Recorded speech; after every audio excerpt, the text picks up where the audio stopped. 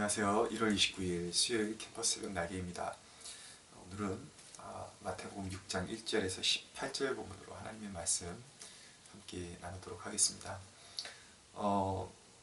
산상수훈을 계속 나누고 있는데요. 산상수훈의 의미를 우리가 거듭거듭 되새기고 넘어갈 필요성이 있습니다. 산상수훈은 그리스도인의 삶의 실제적인 지침이요 이상향이라고 볼 수가 있습니다. 제가 오늘 드리는 그 설명은 부분적으로만 들으면은 오해의 소지가 있을 수 있기 때문에 반드시 어저께 그 본문에 제가 말씀드렸거든요.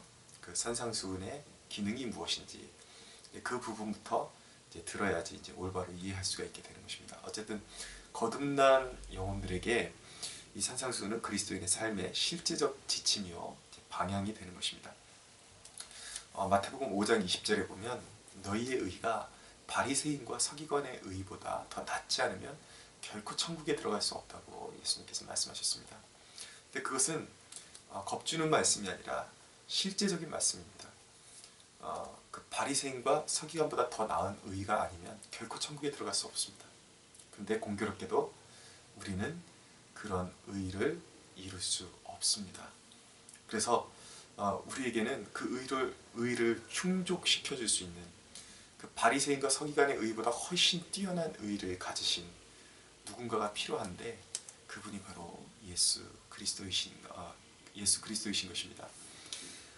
우리는 예수 그리스도 안에 있을 때만 하나님이 요구하시는 의를 충족시킬 수 있다는 사실을 우리가 꼭 기억해야 하고, 여기서 말씀하는 바리새인과 서기관보다 더 나은 의는 바로 예수님이 그 십자가의 공로를 우리에게 덧입혀 주시는 의로움이라는 사실을 우리가 기억해야 합니다. 그래서 이제 기독교에서 아주 중요한, 가장 중요한 그 교리라고 볼 수 있는데 칭의론이 이제 여기서 나오는 거거든요. 우리는 아니지만, 우리는 여전히 추악한 존재이지만 예수님의 그 보혈의 공로를 보시고 하나님께서 우리를 의롭다라고 칭해 주시는 것이죠. 이것이 바로 바리새인과 서기관보다 더 나은 의를 말씀하고 있는 것입니다. 우리는 그 의가 아니고선 결코 천국에 들어갈 수 없습니다. 거기에 무언가 플러스 알파를 할 수도 없고 뺄 수도 없고 오직 예수님의 공로로만 우리는 천국에 들어가게 되는 것입니다. 그런데 이제 예수님을 믿고 난 이후에, 우리가 거듭남을 체험한 이후에 이 산상수훈의 말씀은 바로 예수님의 의를 힘입어 실제적으로 우리가 구현해내야 하는 의를 말씀하는 것이기도 합니다. 말이 조금 어렵죠? 조금 쉽게 풀어드리면 이런 것입니다. 이제 예수님의 보혈로 구원받은 하나님의 백성들은 이제 그것을 못 지키면 정죄받는 그 정죄 아래서가 아니라, 우리가 이제 그것을 지키려고 노력하다가 예수님 믿기 전에 그것을 포기하거나 그것을 이루지 못하면 우리는 천국에 들어갈 수 없게 되는데, 이제 예수님을 믿은 이후에는 이 계명을 지키다가 우리가 연약함에 빠지고 때로 이렇게 죄에 빠지고 시험에 빠질지라도 우리의 연약한 부분을 예수님께서 이미 다 담당하시고 완전한 의를 이루셨기 때문에 그 의가 우리 의가 되는 것입니다. 그렇기 때문에 이제는 정죄함 아래서 이 산상수훈을 지키게 되는 것이 아니라 우리는 하나님의 자녀로서 기쁨으로써 이 산상수훈을 우리 삶의 모토로 삼고 방향성으로 삼고 우리는 이 산상수훈을 지켜낼 수 있게 되었다는 것이죠. 그리고 반드시 지켜야만 하는 것입니다. 여러분, 거듭난 백성들에게는 이 영적인 성향이 생기게 되는 것입니다. 어떤 성향이냐면 예수님께서 말씀하신 이 산상수훈의 말씀대로 정말 살고자 하는 그 갈급함, 우리가 넘어지고 또 넘어져도 또다시 일어서서 그 산상수훈의 그 말씀대로 살고자 하는 그 갈급함이 우리에게 생기게 되는 것이죠. 여러분, 제가 이론적으로 좀 말씀드리는 것 같아서 마음에 와닿지 않을 수가 있는데, 이것은 굉장히 중요한 말씀입니다. 만약에 여러분이 구원받았다 이렇게 하시면서도 누군가가 그렇게 이야기하면서도 전혀 이 산상수훈의 말씀에 대한 갈급, 이것을 지키고자 하는 갈급함, 나는 왜 이렇게 살지 못하는가에 대한 그런 어떤 자기 통찰, 그리고 나의 부족함을 채울 수 있는 분은 오직 예수님뿐이다라는 그 고백하에 이 산상수훈의 말씀을 지키면서 살고자 하는 갈급함이 없다면 우린 밑뿌리부터 다시 두들겨봐야 합니다. 굉장히 이것은 두려운 말씀입니다. 나는 과연 거듭난 존재인가? 나는 과연 구원받은 존재인가? 여러분 다시 살펴봐야 하는 것입니다. 어쩌면 이 갈급함이 없다는 것은 전혀 관심이 없다는 것은 그것은 내가 아직도 구원받지 못한, 거듭나지 못한, 반드시 거듭날 필요성이 있는 회개의 관문을 통과해서 정말 예수님의 품에 반드시 안겨야 하는 그러한 위치에 있을 수도 있다는 사실을 우리가 꼭 기억해야 하는 것입니다. 그만큼 이 산상수훈의 대목은 우리에게 영적으로 중요한 대목이라는 것이죠. 자, 여러분 오늘 그런 전제하에서 우리가 하나님의 그 거듭남을 체험하고 그랬을 때에 이제 거듭난 영혼이 하나님의 일을 감당할 때 어떻게 이제 감당해야 되는지에 대한 그 자세를 오늘 본문을 통해서 몇 가지를 배우게 되는데요. 첫째는 하나님의 일은 은밀하게 행해야 한다는 것입니다. 오늘 중심 말씀에 보면은 1절에 이 말씀이 바로 이 본문의 핵심입니다. 오늘 1절부터 18절까지 긴 본문이 있지만 이 본문이 바로 핵심입니다. 사람에게 보이려고 하지 말라라는 것입니다. 무엇을 하든지 모든 경건과 선행의 일체 모든 것들을 사람에게 과시하기 위해서 하지 말아라. 사람에게 보이기 위해서 하지 말아라 라는 것이죠. 여러분 오늘 이 본문에 보니까 은밀한 중에 행하라, 은밀한 중에 행하라 라는 그 말씀이 무려 5회나 나오는데 표현법만 다르지 계속해서 매 구절마다 은밀하게 사람에게 드러내지 말고 은밀한 곳에서 기도하고 구제하고 섬길 것을 주님께서 아주 심도 있게 우리에게 명령을 주고 계십니다. 이것이 바로 거듭난 그리스도인의 삶이라는 것이죠. 여러분 그 사람이 진짜인지 가짜인지 어떻게 알 수 있는가? 이것은 굉장히 민감한 문제고 쉽게 판별될 수 있는 문제는 아니지만 그 사람이 진짜 그리스도인인지 진짜 하나님의 종인지 아닌지 구별할 수 있는 방법 중에 하나가 바로 여기에 있습니다. 가짜는 자기 스스로를 드러냅니다. 자기 스스로가 얼마나 대단한 존재인지를 끊임없이 부각시키려고 하는 것이죠.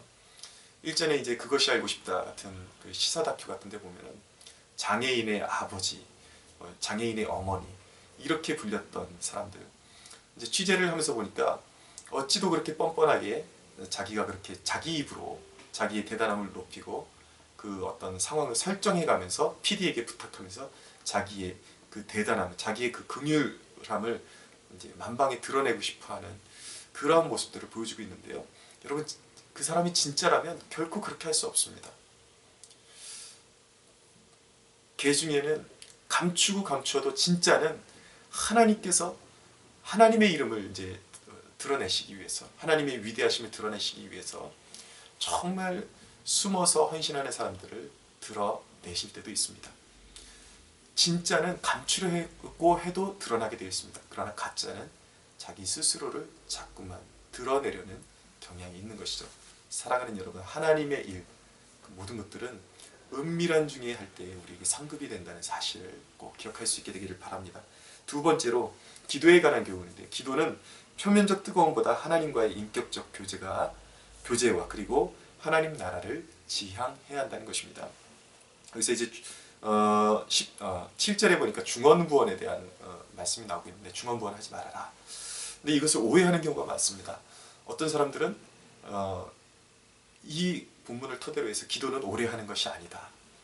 기도를 오래 하는 것을 중언부언이라고 그렇게 오해하시는 분들이 있는데 여러분 기독교 역사에 있어서 정말 하나님과 친밀하게 지냈고 그리고 정말 하나님께 쓰임받았던 사람들의 삶을 보면은 하나같이 한번 무릎 꿇으면 수시간을 하나님 앞에서 보냈던 기도의 사람이었다는 것을 우리가 알 수가 있습니다. 여러분 이것은 무슨 말이냐면 사람을 의식하는 것을 배제하고 하나님과의 인격적 마찰이 나는 기도가 돼야 그것이 진짜 기도라는 것입니다. 여러분, 기도의 초점은 어디에 맞춰져야 되는가? 하나님 나라와 하나님 뜻에 맞춰져야 하는 것입니다. 그러나 오해하지 말아야 되는 것은 한쪽으로 쏠리면 안 되는 것입니다. 성경은 오늘 본문을 해석할 때 오늘 본문 딱 한 구절만 가지고 해석하는 것이 아니라 전체의 기도에 대해서 뭐라고 말씀하고 있는가, 이것을 보고 이제 기도에 대한 정의를 내려야 되는데요. 분명한 것은 오늘 주기도문을 이제 주님께서 제자들에게 말씀하시면서 가르쳐 주시면서 일용할 양식도 구하라고 말씀하셨다는 것이죠. 기도에 대해서 편견을 가지고 있는 사람들은 오로지 하나님의 영광과 하나님의 나라를 구하는 것이 대단한 기도인 것이다. 그리고 일용할 양식을 구하는 것, 자기의 그 필요를 구하는 것은 굉장히 저속한 것이다 라고 그렇게 치부하는 사람들이 있는데요. 여러분, 그러나 저는 이제 목회를 하면서 경험적으로 그런 것을 이제 보게 되거든요. 실질적으로 예수님을 영접하지도 않았는데 자기 의가 강하고 또 이렇게 일반적인 도덕성이 이제 남들보다 조금 우월한 사람들, 이런 사람들은요, 기도를 가르쳐주지 않았는데도 자기 스스로를 위해서 기도하는 것은 바르지 않다라고 스스로 그렇게 얘기를 합니다. 그리고 남을 위해서 기도하는 것이 진짜 기도이다. 그 사람은 예수 믿지도 않고 거듭나지도 않았는데 기도하면은 어떤 체험도 하고 있고, 그리고 자기 양심에 의해서 타인을 위해서 존중하고 기도하는 것, 그것을 더 중요하게 여기는 사람들이 있다라는 사실을 꼭 기억해야 하는 것입니다. 그러나 그것은 예수님 안에서 기도하지 않는 것은 진정한 기도가 아닌 것입니다. 여러분, 그런 문자적인 데 매여서는 안 되고, 여기서 말씀하는 것은 사람에게 보이려는 가식적인, 속다르고 겉다른 외식적인 기도를 피하고 하나님과의 인격적 마찰이 이루어져야 하는데, 그 가운데서도 올바른 기도의 방향성은 하나님의 나라, 그의 나라를 먼저 구하는 것이 순서라는 것을 보여주고 있는 것이고, 그와 함께 나의 필요도 정당하게 하나님께 구할 수 있다는 사실을 우리가 꼭 기억해 둘 필요성이 있습니다. 근데 기도 응답의 관건은 무엇이냐면 14절에 우리에게 기도 응답을 방해하고 저해하는 요소는 무엇인가? 그것은 용서하지 못하는 것입니다. 누군가를 계속해서 마음으로 담아두고 미워하고 용서하지 못할 때, 나도 하나님께 용서받은 존재로서 누군가를 용서하지 못할 때에 여러분, 그것은 하나님과 나와의 관계를 가로막게 되는 것이고 기도 응답을 가로막게 되는 것입니다. 그것은 오히려 내가 피해자 같지만 때로는 내가 회개를 통해서 그 하나님과의 막힌 그 은혜의 수로를 열어야 기도가 다시 하나님과의 관계 속에서, 좋은 관계 속에서 응답되게 되어지는 것이죠. 그것이 바로 기도의 조건입니다. 세 번째, 슬픈 일이 있을 때, 특별히 금식할 때에 슬픈 일이 있을수록 단정함을 가지라고 우리에게 명령하고 계십니다. 구약 시대에는 이제 금식을 할 때 머리에 재를 뒤집어 쓰고 옷을 찢고 그렇게 슬픔을 표현하고 그렇게 금식을 했는데요. 예수님이 이 땅에 오심으로써 그 율법의 참 의미를 주님께서 가르쳐 주시면서 이제 주님이 오신 은혜의 시대에는 너희의 슬픔을 밖으로 드러내지 말고 슬픔은 오직 하나님께 토로하고 그 마음으로, 중심으로 하나님께 토로하고 그 사람들에게는 보이려고 슬퍼하지 말아라. 오히려 금식하고 그 슬픔을 금식할 때에 머리에 기름을 바르고 얼굴을 깨끗이 씻고 사람들에게 근심을 표현하지 말아라. 그것이 상급이 될 것이다 라고 주님께서 말씀하고 있는 것입니다. 이것이 바로 은혜의 시대에 주님께서 우리에게 명령하신 것입니다. 여러분, 이것이 바로 왜 슬픔을 나타내지 말라고 말씀하시는가? 그것이 바로 하나님을 신뢰하는 신앙 고백이 되기 때문입니다. 데살로니가전서 5장 16절 말씀과 일맥상통하는 것이죠. 항상 기뻐하라. 이것이 바로 성경이 우리에게 슬픔 중에, 근심 중에 요구하고 명령하는 것입니다. 그렇지만 여러분, 이것을 또 극단으로 받아들여서 어떤 여러분들이 신앙의 그런 공동체 가운데 여러분들이 그 마음으로 막 아프고 힘든데도 기도 제목으로 내놓지 말고 완전히 여러분들을 차단시켜라라는 말은 아니라는 것이죠. 그런 것은 나를 오픈해야 하는 필요성도 있는 것이고, 그렇지만 일상을 살아갈 때에 정말 큰일 당한 것처럼 그 슬픈 표정을 늘 고수하면서 그렇게 유지하면서 살지 말라는 것입니다.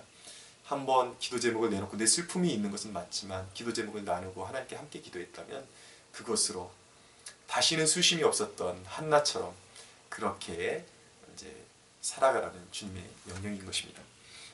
네 번째로 이 모든 일에 상급이 있음을 믿어야 합니다. 여러분, 이 시대의 멋진 사상가들을 조심해야 합니다. 굉장히 복음의 열정을 가지고 있는 사람들 같지만 하나님께 어떤 보상을 바라고 신앙생활하는 것은 저속한 것이다. 그것은 기독교가 아니다. 라고 그렇게 외치는 사람들이 있는데요. 또 그렇게 강하게 외치는 사람들이 사람들의 큰 호응을 받고 있습니다.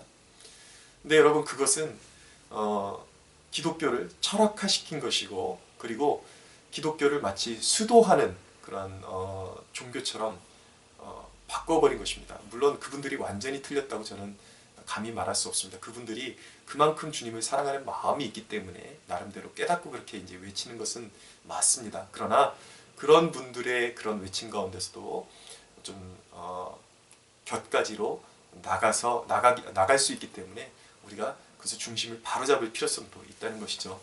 주님께서는 분명히 우리에게 상급이 있다고 말씀하고 있습니다. 우리가 슬픔이 있어도 참을 수 있는 이유, 우리가 구제하고 경건 생활하면서도 은밀하게 할 수 있는 이유는 하늘의 상급이 있기 때문입니다. 하나님 아버지의 큰 상급이 있기 때문입니다. 로이드 존스 목사님은 보상은 기독교인에게 아주 중요하다라고 그렇게 선언했습니다. 여러분, 히브리서 12장 2절 보면은 우리 주 되시는 예수님께서도 그 앞에 있는 즐거움을 위하여 십자가를 참으사 하나님 보좌 우편에 앉으셨다고 그렇게 말씀하고 있습니다. 우리의 메시아 되시는 구원자 되시는 예수님도 역시 하나님 아버지로부터 받을 그 보상을 바라보시면서 십자가의 고통을 참으셨다는 것이죠. 사랑하는 여러분, 우리의 삶 가운데 잠깐의 환란이 있고 근심이 있습니다.